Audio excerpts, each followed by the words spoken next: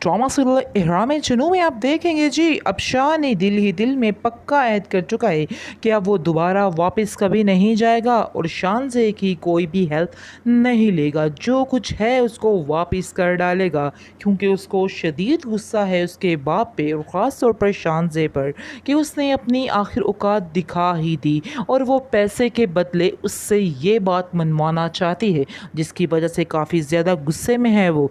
लेकिन जैसे ही आप देखेंगे कि वो दरवाज़ा खोलेगा तो आगे से शानज़े आ जाएगी और शानज़े कहेगी कि आखिर तुमने मेरे बारे में ऐसा सोचा भी कैसे।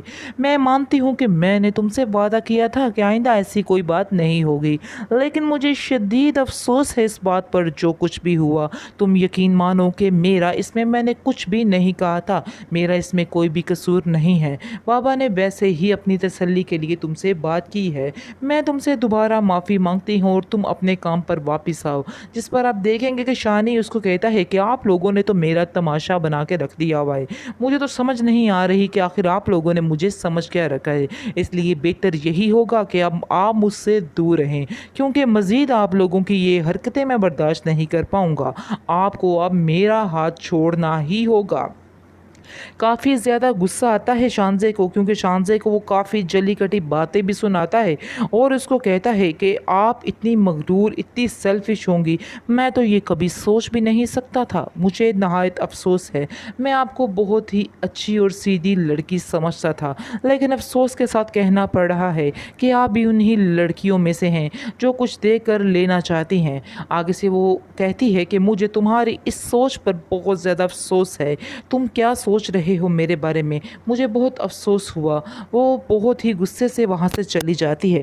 लेकिन जैसे ही वो गुस्से से वहाँ पर जाती है, तो देखकर शानी अब इस चीज़ का उसको एहसास होगा कि उसने कुछ ज़्यादा ही उसको बोल दिया है। अब उसको जैसे ही इन बातों का एहसास होगा, तो वो फिर उसकी तरफ लौटेगा। लेकिन फ़िलहाल वो काफ़ी गुस्से में है, लेकिन फिर भी उसको काफ़ी तकलीफ़ हुई कि कैसे शानज़े वहाँ से चली गई।